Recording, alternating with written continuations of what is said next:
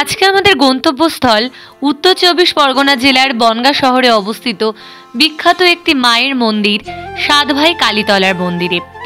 এই মন্দিরে সারা বছরই লোকজনের আগমন লেগে থাকে, তবে প্রতি বছর পৌষ মাসে একটা বিরাট মেলা হয়, সেই উপলক্ষে আমরা চলে এসেছি। প্রথমেই শিয়ালদা টু বনগাঁ গামী ট্রেন ধরে বনগাঁ জংশনে নেমে টোটো ধরে এই মন্দিরে চলে আসতে হবে। দেখো আমরা মন্দিরে চলে এসেছি, সুন্দর সাজসজ্জায় এই মন্দিরকে সাজিয়ে তোলা হচ্ছে। শনি মঙ্গলবারে কিন্তু বিশেষভাবে এই মন্দিরে পুজো দেওয়া হয়। এই মন্দিরের কিন্তু একটি বিরাট ইতিহাস আছে। মনে করা হয় 7 জন ভাই যারা ডাকাতি করতেন এবং সেই পয়সায় দরিদ্রদের সাহায্য করতেন, তারা একবার যশোরের একজন জমিদারের বাড়িতে ডাকাতি করতে যান এবং সেখানে মায়ের সমস্ত গয়না লুট করে তারা যখন ফিরে আসছেন তখন একটা দৈববাণী শুনতে পান যে তোরা সবই নিয়ে গেলি, আমাকে নিবি না। তারা সেখান থেকে মাকে নিয়ে আসে এবং এখানে ইছামতি নদীর তীরে একটি বট গাছের তলায় কিন্তু মাকে প্রতিষ্ঠা করে। এই যে দেখো মন্দিরে তখন কিন্তু আরতি চলছিল এবং প্রচুর লোকজনের সমাগম হয়েছিল, আমরা সেগুলো মন ভরে দেখছিলাম। এই মা কিন্তু খুবই জাগ্রত, মনে করা হয় যে মায়ের কাছে যাই প্রার্থনা করা হয় তাই কিন্তু পাওয়া যায়।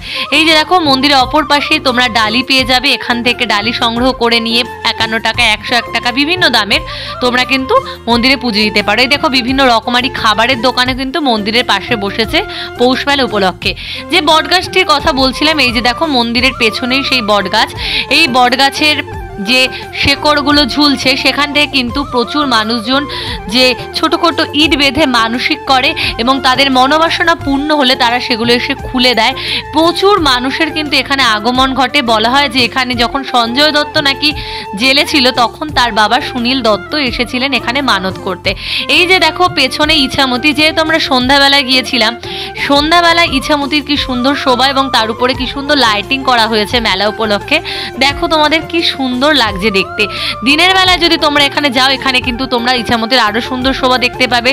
তোমরা নৌকায় চড়তে পারবে, তারও কিছু ছবি আমি তোমাদের জন্য তুলেছি এবং সেগুলো আমি দেখাচ্ছি। এগুলো আমার আগের বছরে যাওয়ার ছবি, তখন আমরা দিনের বেলা গিয়েছিলাম। ওই যে দেখো লাল একটা মন্দির দেখা যাচ্ছে, সেটাও একটা পুরনো মন্দির, সেখানেও কিন্তু পুজো হয়, সেটা নদীর ওই পারে। এই যে ব্রিজ, এই ব্রিজে কিন্তু বাংলাদেশে যাওয়ার ট্রেন যায়, যশোর খুলনা এইসব জায়গায় কিন্তু বাংলাদেশের ট্রেন যায় এই ব্রিজের উপর দিয়ে। এই যে দেখো মেলায় প্রবেশ করে গেছে, মেলায় রকমারি দোকান উঠেছে, রকমারি জিনিসের ব্যাগ, ঘর সাজানোর জিনিস, কানের দুল, খাওয়া দাওয়ার দোকান, কি নেই এই মেলায়। এই দেখো মেয়েদের নানান সাজার জিনিসের দোকান এখানে আছে। পৌষ মেলা কিন্তু বেশ জমজমাট হয়ে উঠেছিল এবং আজকে শুক্রবার, আজকে ভিড় তুলনামূলক কম, শনিবার এবং মঙ্গলবারে কিন্তু একেবারে ভিড় উপচে পড়ে। এই যে দেখো কানের দুলের দোকান, খুব সুন্দর সুন্দর ভালো ভালো কালেকশন ছিল। এই যে আচারের দোকান, এখানে নানা ধরনের আচার ছিল, চালতার আচার, আমের আচার, বিভিন্ন রকমারি ফ্রুটের আচার। এই যে দেখো বিভিন্ন ফুলের জিনিসের দোকান, নানান ধরনের ঘর সাজানো জিনিস, ব্যাগের দোকান, কি নেই মানে বেশ বড়ই কিন্তু মেলা বসেছিল। এবং দেখো এই যে বিভিন্ন ঘরোয়া জিনিস, দা, আরও যা যা লাগে সমস্ত লোহার জিনিসের দোকান। আর মেলা মানেই জিলিপি, জিলিপির দোকানও বসেছিল, আমরা জিলিপি খেয়েও ছিলাম।